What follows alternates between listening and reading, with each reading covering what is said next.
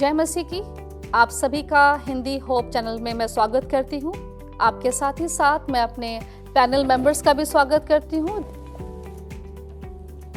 सबको जय मसीह की। मेरा नाम शशि सिंह है। सबको जय मसीह की। मेरा नाम सिमरन मसीह सिद्धू है।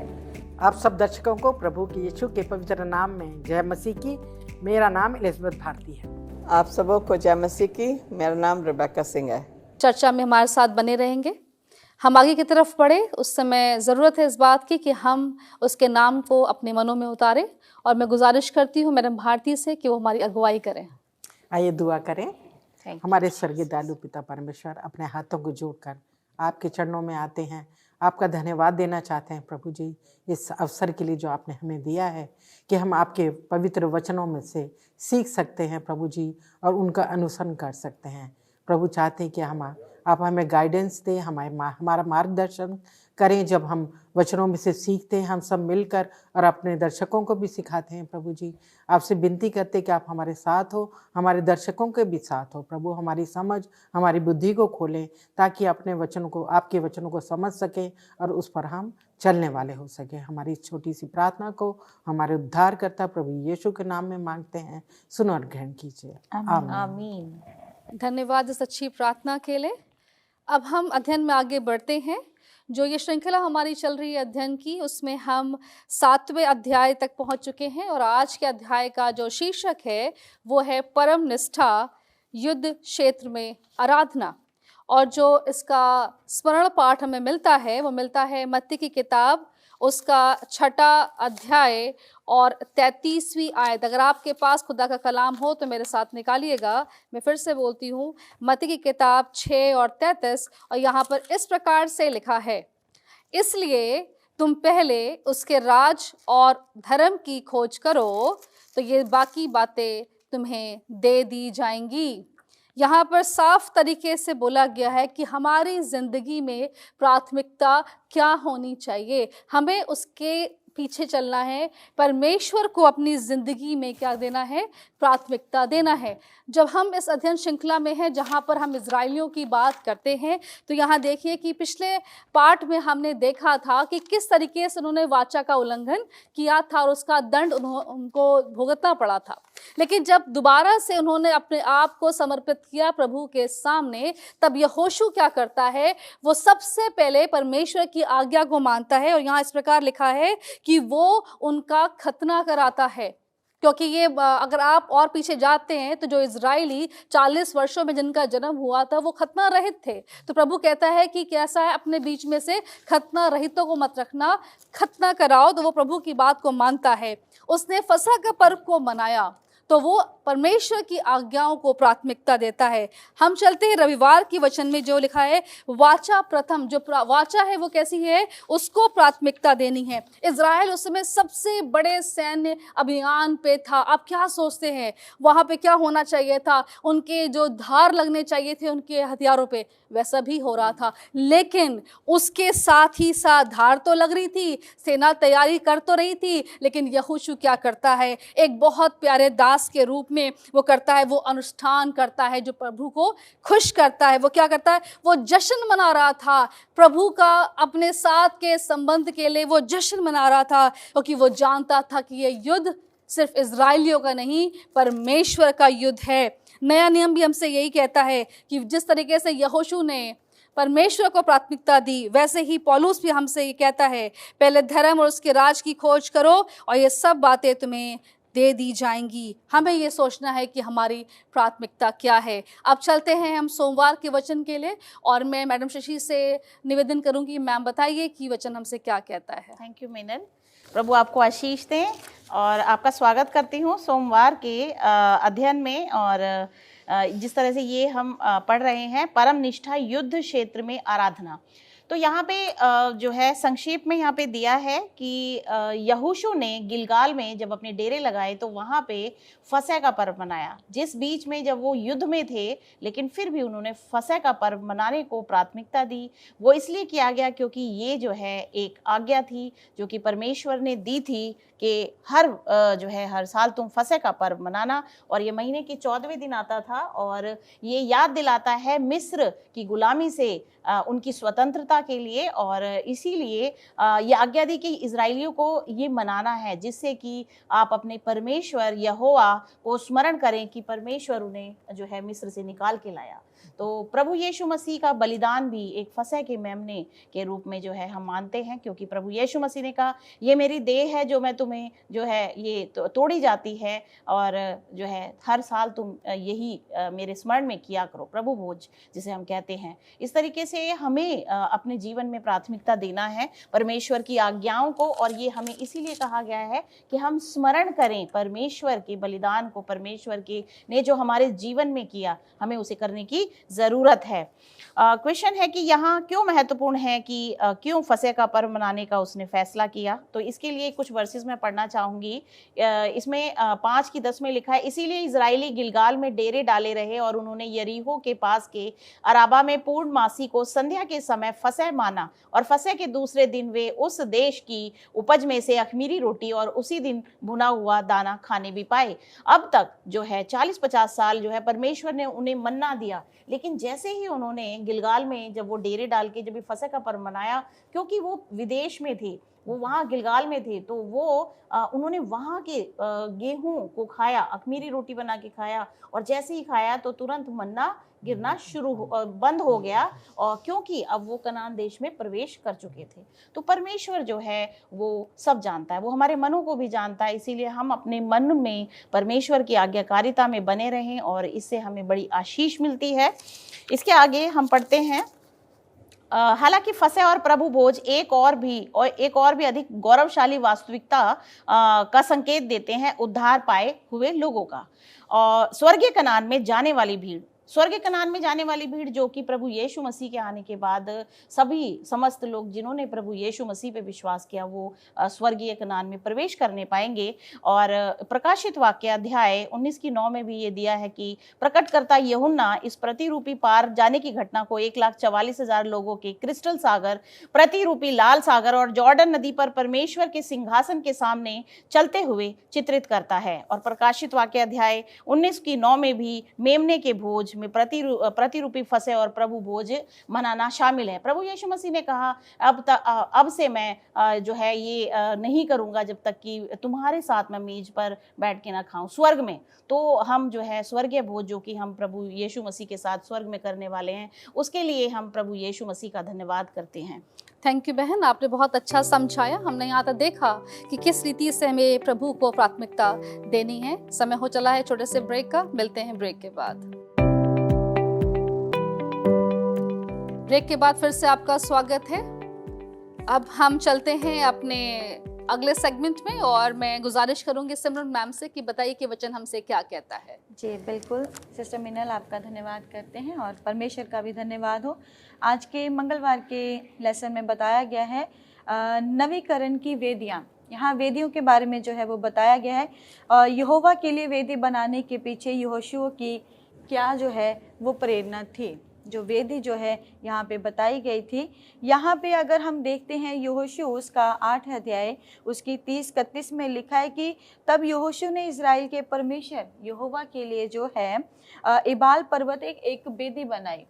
और ये वेदी जो है जैसा यहोवा के दास जो मूसा ने इज़राइलियों को जो है आज्ञा दी थी बनाने के लिए, वैसे ही जो है मूसा की व्यवस्था के पुस्तक में लिखा है कि उसने समूचे पत्थरों की एक वेदी बनाई जिस पर औजार नहीं चलाया गया था। जो ये वेदी बनाई गई इस पे बिल्कुल भी औजार नहीं चलाया गया था, और मूसा ने इजरायलियों को जो है ये कहा था बनाने के लिए। और यहाँ पे बताते हैं कि कलपातियों के समय में वेदियाँ उनकी तीर्थ यात्रा के मार्ग को जो है वो चिन्ह करती थी, और जो है और भूमि पर उनके दावे का जो है मृत प्रतिबिंब बन गई जिसका वादा परमेश्वर ने किया था। अब तक वेदी बनाकर इजरायलियों ने पूर्वजों को जो है दे दिया, और किए गए वादे को भी उन्होंने जो है पूर्ति की गवाही उन्होंने कर दी उस वेदी को जो है बना के। और इस मामले में वेदी का निर्माण मूसा के द्वारा निर्देशों के जो है प्रत्यक्ष में हुआ था। और यहाँ पे अगर हम देखते हैं यहोशू जो नए नियम के यीशु का जो है पूर्वाभास वो जो है वो देता है, और जिसका मिशन अन्य बातों के अलावा जो है मानवता को परमेश्वर की आज्ञा को जो है वापस ले जाना और इस लक्ष्य को पूरा करने के लिए उसे बुरी शक्तियों के साथ संघर्ष करना पड़ा। और हमें क्या है, इन बुरी बातों से दूर रहना है। और जो परमेश्वर ने वाचा दी है, जैसे कि ये वेदी परमेश्वर के कहे कि मूसा ने जब ने इजराइलियों को बनाने के लिए कहा था, तो वहाँ पे यहोशू ने जो है वो वेदी को पूरा किया। और यहाँ पे अगर हम देखते हैं व्यवस्था विवरण 11 का 26 का 30 में, यहाँ पे जो है परमेश्वर ने यहाँ पे कहा है कि सुनो, मैं आज तुम्हारे आगे आशीष भी दूंगा और श्राप भी दूंगा, क्योंकि अगर तुम इसके अनुसार, आशीष के अनुसार चलोगे तो तुम्हारा जीवन क्या है, बचाया जाएगा। अगर तुम किसी और को मानोगे और उसके पीछे हो लोगे कि तुम्हें श्राप भी मिलेगा। यहाँ पे आशीष भी मिल रही है और श्राप भी मिल रहा है। श्राप हमें अपनी ही जो है गलतियों के कारण, बुराइयों के कारण हमारे ऊपर आता है। तो हमें अगर आज नई जनरेशन में अगर हम देखते हैं, प्रभु यीशु मसीह ने अपना लहू बहा के हमारे उन पापों अपराधों को क्षमा किया, हमें उद्धार दिया। तो अगर आज हम उसकी आज्ञाओं को मानते हैं, अगर हम दूसरे देवी देवताओं की पूजा नहीं करते हैं, तो हम भी परमेश्वर की वाचा के अनुसार अपने जीवन को सफल बनाते हैं। धन्यवाद बहुत अच्छे तरीके से हमें समझाने के लिए। और अगर हम आगे बढ़ते हैं अगले वचन के लिए, और मैं मैडम भारती से गुजारिश करूंगी, मैम बताइए कि वचन हमसे क्या कहता है। Thank you Meenal. जैसा कि आपने बताया हमें कि जो है ये व्यवस्था को पत्थरों पर लिखा गया। मेरा जो बुक का शीर्षक है वो है रिटन ऑन स्टोन, पत्थरों पे लिखा गया। जो ये वाचाएं हैं, जैसा कि मूसा ने उनको आज्ञा दी थी, ऐसे ही जोशुआ जो है उसकी आज्ञा को मानते हुए जब ये ऐ पे जो है विजय हासिल कर लेते हैं, तब वो पहाड़ पे आते हैं। और ये एबाल पर्वत है और एक गिरमिस पर्वत है, उस पे पास ही खड़े होते हैं। उन वाचाओं को जो है पत्थरों पर लिखकर, जो पूरी व्यवस्था मूसा ने उनको जैसी आज्ञा दी थी, वैसी व्यवस्था वो उनको जोशुआ उसी के अनुसार उन पर लिखता है। और बाइबल बताती है कि उसमें लिखा गया है कि तुम जो है इसको दोहराना, बार बार लिखना और दोहराना, उनको वहाँ पे सिखाना, याद दिलाना। तो ये जो पत्थर की जो जिस पे वाचाएं लिखी गई हैं, ये उनको याद दिलाने के लिए, ताकि उन्हें अब जो है इस वेदी बनाई है, जैसा आपने बताया वेदी बनाई, और वेदी पर जो सेक्रीफाइस किया गया, जो बलिदान किया गया, वो बलिदान हमें किस बात की याद दिलाता है? यीशु मसीह के बलिदान को, जो हमें आगे होने वाला था, यीशु को बलि देना था। और हम देखते हैं कि जो वाचाएं जो है, अगर उस व्यवस्था को मानेंगे तो जो है आपको आशीषें मिलेंगी। हमें ये बताया गया है, जो हम व्यवस्था का पालन करेंगे, जो इजराइल लोगों को वो याद दिलाता है कि जैसा तुम्हें कहा गया है, ये व्यवस्था पढ़ के तुमको इसलिए सुनाई जा रही है ताकि तुम इन्हें याद रखो और याद करके तुम उन बातों पे चलो। अगर नहीं चलते तो तुम्हारे को क्या हो बोलेंगे? शापित होगे, तुम्हें शाप मिलेगा। अगर तुम नहीं चलते तो तुम चलोगे तो तुमको आशीषें मिलेंगी। और क्योंकि हमें उनको याद दिलाना था और हमें भी याद रखना है, जैसा कि हम इसको पढ़ रहे हैं, सीख रहे हैं, और व्यवस्था हमें भी दी, परमेश्वर की आज्ञाएं हमें भी दी गई हैं, जो परमेश्वर ने अपने हाथ से लिख के हमको दी हैं।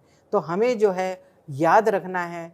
यहाँ पे तो उनको याद दिलाया गया पत्थरों के द्वारा कि वो बार बार उसको पढ़ें, जब वहाँ से गुजरे वहाँ पे देखें, खड़े हों। वो उस वेदी के एक तरफ आधे लोग इधर खड़े हो जाते हैं, आधे लोग इधर खड़े हो जाते हैं, बीच में वाचा का संदूक है और वो उसको पढ़ के सुनाया जाता है, इसीलिए कि वो याद रखें अपने जीवन में। और अजीज़ों, हम लोगों के लिए भी जो है परमेश्वर की जो आज्ञाएं हैं, जो हुक्म उसने हमें दिए हैं, वो अपने हाथ से लिखकर हमें दिए हैं और वो आज हमारे पास हैं। इस वचन में हम पढ़ते हैं कि ये जो आज्ञाएं हमें मिली हैं, तो हमें जो है हम लोग भी भूल जाते हैं। अगर हम अपनी जीवन में देखें तो हम दुनिया में हम लोग के इतना बिजी हो चुके हैं, हम लोग हर व्यक्ति अपने परिवार में, अपने कामकाज में इतना व्यस्त है कि वो कई बार ये जो आज्ञाएं परमेश्वर ने दी हैं उसको भूल जाता है।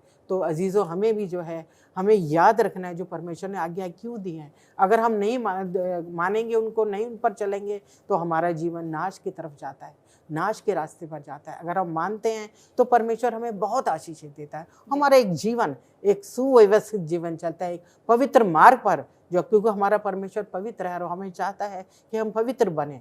तो हम अगर उस मार्ग पर चलते हैं, उसकी आज्ञाओं को मानते हुए, तो हम पवित्र रहते हैं, नहीं तो हम जो है पाप में चले जाते हैं। और यही बातें जो हैं, जब हम रहते हैं अपने चर्च में, अपनी कलीसिया में, अपने लोगों के साथ हमें बताया जाता है कि अपनी कलीसिया से जुड़े रहें। इस लेसन के ज़रिए हमें बताया जा रहा है कि हम जब अपनी कलीसिया में जुड़ते हैं तो हम इन बातों को याद करते हैं, और ये हमें परमेश्वर के बहु भोज के द्वारा भी हमें याद दिलाई जाती है कि हम उनसे माफ़ी मांगे परमेश्वर से, और अपने आप को दोबारा से एक नई शुरुआत दोबारा से करें और एक भला जीवन, पवित्र जीवन हम जीने वाले हो सकें। आपने देखा कि हमने क्या सीखा कि अगर हम अपनी ज़िंदगियों को उसकी आज्ञाओं के अनुसार चलाते हैं तो कैसा हमारी ज़िंदगी बहुत सारी आशीषों से भर जाती है। ये अध्ययन यूं ही जारी रहेगा। मिलते हैं छोटे से ब्रेक के बाद। ब्रेक के बाद वापस आइएगा। धन्यवाद। ब्रेक के बाद फिर से आप सभी का स्वागत है। अध्ययन को आगे बढ़ाते हैं और मैं चलती हूँ रेबेका मैम के पास कि मैम बताइए कि गुरुवार और शुक्रवार का वचन हमसे क्या कहता है। थैंक यू मीनल, मौका देने के लिए। गुरुवार में जो टॉपिक है वो है उसकी उपस्थिति के लिए इच्छुक होना। परमेश्वर की उपस्थिति के लिए कैसे हमें, हमारे मन में वो जागरूकता या लालसा होनी चाहिए कि परमेश्वर हमारे बीच में होना चाहिए। यहाँ पे जो मेन चीज़ जो लिखी हुई है जोशुआ 18:1 और 2 में, कि 7 गोत्र थे जिन्होंने ज़मीन हथियाई नहीं थी। कनान जाने का मतलब ये था कि उन्हें उन लोगों से लड़ना था और वो ज़मीन हथियानी थी, और परमेश्वर ने कहा था तुम जाके लड़ोगे और वो ज़मीन मैं तुम्हें दूंगा। तो ये 7 गोत्र जो थे, यहाँ पे परमेश्वर कह रहा है 18वें अध्याय में कि तुमने वो ज़मीन को क्यों नहीं हथियाया। दूसरी ओर अगर हम देखते हैं कि यूसुफ की जो गोत्र है, वो कहता है हमारा तो बहुत बड़ा गोत्र है, हमारे लिए ये ज़मीन काफ़ी नहीं है। तो परमेश्वर ने बोला ये जंगल है, जितने जंगल हैं काट लो और जितना तुम्हें चाहिए तुम ले लो। यहाँ पे बताया गया है कि लेवी के ख़ानदान को कोई ज़मीन नहीं मिलेगी, उनको जो मंदिर से मिलेगा वो सब उन्हीं का ही है। लेकिन ये जो लोग हैं इनको बताया गया कि तुम्हारे को इस साइड में ये जाएंगे, इस साइड में ये जाएंगे, इस साइड में ये जाएंगे, और इस तरीके बीच में उनका वाचा का संदूक रहेगा। और यहाँ पे बताया गया है कि ये जो वाचा का संदूक है, ये जैसे हम कहते हैं सेंचुरी या मंदिर, परमेश्वर का मंदिर या हैकल बोल लीजिए, ये हमारे लिए एक सरप्राइज़ नहीं होना चाहिए, चौंकना नहीं चाहिए जब हम मंदिर का बात करते हैं और यहाँ पे हैकल की, क्योंकि हमारा जो मेन मुद्दा, मेन उद्देश्य, मेन पर्पस जो है वो है सेंचुरी सर्विस, वाचा का संदूक, जिसमें क्या है परमेश्वर की 10 आज्ञाएं, दूसरा क्या है उसमें मन्ना, और तीसरा जो है उसमें हारून की छड़ी। ये तीनों चीज़ें जो है इस वाचा के संदूक में है, और वाचा का संदूक परमेश्वर की उपस्थिति को जाहिर करता है। तो जहाँ भी ये जाते थे, परमेश्वर जो है, परमेश्वर के जो वाचा का संदूक था वो लेवी खानदान के जो याजक थे वही लोग उठा सकते थे, उन्हीं के ऊपर ये हक था, दूसरा कोई नहीं उठा सकता। तो इतनी पवित्र चीज़ है जो यहाँ पे बताई गई है। इब्रानियों 10:19-23 में अगर हम देखें तो यहाँ पे यीशु मसीह को मेल्कीजेडेक का प्रीस्ट बोला गया, हाई प्रीस्ट। यीशु मसीह अगर देखा जाए आसमान में जो है वो महायाजक का काम कर रहे हैं, और वो पवित्र स्थान से महापवित्र स्थान में चले गए हैं जहाँ पे कि न्याय हो रहा है। तो वो जो स्वर्ग में जो सेंचुरी है, वही सेंचुरी जो है यहाँ पे सोलोमन ने बनाई थी, जो कि उसके पिता दाऊद ने सारा माल इकट्ठा किया था, सोना चांदी, प्रेशस स्टोन्स वगैरह, और उसने उसी तरीके से बनाया जैसे कि आसमान था। तंबू जो जब बनाया, जंगल में जो बनाया था, जब एक जगह से दूसरी जगह जा रहे थे, उसका भी वही ढांचा था जो कि स्वर्गीय उसका था। तो यहाँ पे कह रहे हैं कि हमें, कह रहा है यीशु के लहू के द्वारा हमें उस परम पवित्र स्थान में प्रवेश करने का निडर भरोसा है। हमारा भरोसा इतना है कि परमेश्वर के भवन में जाते हैं तो कहते फिर आओ हम सच्चे हृदय, निश्चय पूर्ण विश्वास, अपनी अपराध पूर्ण चेतना से हमें शुद्ध करने के लिए जाना है। परमेश्वर के निकट हमें इस स्थिति में पहुंचना है जो कि परमेश्वर हमसे चाहता है। Thank you so much ma'am, आपने इतने अच्छे से बताया, तो आपने देखा कि किस रीति से अगर हम उसको प्राथमिकता देते हैं, उसके की तरफ बढ़ते हैं, तो वो हमारे ज़िंदगियों में बहुत सारी आसानियाँ लाता है, बहुत सारी आशीषें लाता है।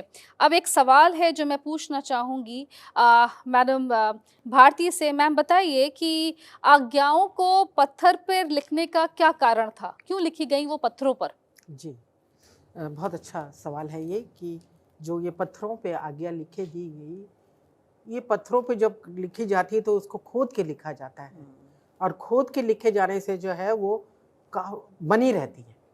तो ये पत्थर पर, जो पत्थर की पट्टियों पे जो उन्होंने व्यवस्था लिखी, वो इसलिए ताकि वो मिटे नहीं और वो उसको पढ़ते रहें बार बार। और जो हम पढ़ते हैं इस अध्याय में कि जो है वो बार बार उनको पढ़ाएगा। जब जब वो अपनी वेदी बनाते थे और बस संदूक रख के अपना बलिदान चढ़ाते थे, तो उस वाचा को उनके सामने पढ़ा जाता था। मूसा ने उनको ये आज्ञा दी थी। तो ये पत्थर पे लिखने का मतलब यही था कि जो है उनके दिलों में वो बस जाए। जो एक पत्थर की पट्टी पे लिखी हुई है वो उनकी दिलों में भी बनी रहे, वो उनको याद रखें। पर हम क्या हैं, आज के दुनिया में हम लोग इन सब बातों को, जो हमारे लिए आज्ञा दी गई हैं, जबकि हमारे को भी, हमें जो मिली थी परमेश्वर के द्वारा एक पत्थर की पट्टिकाओं पे लिखी हुई 10 आज्ञा मिली, और आज हम जो हैं उन भूल जाते हैं अपने जीवन में, अपने व्यस्त जीवन में, जो कि हमें याद रखने अपने जीवन में। और दूसरी बात ये भी है कि हमारा अगर हम देखें डिटोनॉमी निर्गमन 4:31, उसमें व्यवस्था विवरण 4:31, उसमें इस तरह लिखा है, परमेश्वर का ये वादा है कि मैं तुम्हें ना कभी छोड़ूंगा ना त्यागूंगा, और मैं तुम्हारी हमेशा तुम्हारे लिए हूँ। तो परमेश्वर जो अपना वाचा पूरा कर रहा है हमारे लिए, तो हमें भी जो है, हमें परमेश्वर ने जो व्यवस्था दी है, और हम देखते हैं इजरायलियों ने बार बार कहा कि हम मानेंगे, हम इस पर चलेंगे, हम कभी इससे अलग नहीं होंगे, हमसे कभी ये वाचाएं अलग नहीं होंगी, परंतु वो भूल गए। ऐसे ही हमें भी जो है, हमें हमेशा ये जो परमेश्वर का प्रभु भोज है, जो हम लोग अपने विधि जो है हमें दी गई है चर्चिस में, हमें याद दिलाती है कि हम जो परमेश्वर ने आज्ञाएं दी हैं उनको याद रखें, प्रभु के बलिदान को याद रखें, क्योंकि जो उसने बलिदान दिया हमारे पापों के खातिर, और हम जो है भूले नहीं। और इन पट्टिकाओं का यही है कि वो हमारे हृदय में लिखी जाए, वो वचन हमारे। और हम आगे भी पढ़ते हैं कि यिर्मयाह ने भी लिखा है कि परमेश्वर आगे कहते हैं कि तुम्हारे हृदय पे मैं जो है वो आज्ञाएं लिखूंगा, वो व्यवस्था लिखूंगा, ताकि वो तुम्हें याद रहें। तो ये हमारे लिए एक ब्लेसिंग है, और जिससे कि हम एक पवित्र मार्ग पर चल सकते हैं। Thank you so much.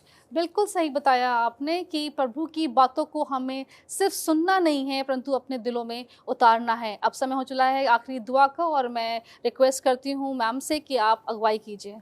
आइए प्रार्थना करेंगे। हे हमारे स्वर्गीय महान परमेश्वर पिता, तेरा धन्यवाद देते हैं कि तूने पवित्र आत्मा के द्वारा हमारी अगुवाई कराई, ताकि हम अपने इस लेसन्स को, पाठ्यक्रम को हम सही तरीके से, जैसे तू चाहता है उस तरीके से हम इसको समझ पाए। हमने डिस्कशन किया। तेरा धन्यवाद हो हमारी अगुवाई करने के लिए। आगे भी हमारे पाठ्यक्रमों में हमारी सहायता कर। प्रार्थना करते हैं अपने दर्शकों के लिए, जब वो इसको सुने वो आशीषित हों और ये वचन को दूसरे लोगों तक साझा करने वाले बने। यही हमारी प्रार्थना है, सुनो ग्रहण कर, आमीन। ये श्रृंखला यूं ही जारी रहेगी। उम्मीद करते हैं कि आज का पाठ जो हमें सिखाया गया हम सबके दिलों में उतरा है। हम इस पे मनन करेंगे, अपने दिलों में उतारेंगे। मिलते हैं अगले सप्ताह। धन्यवाद।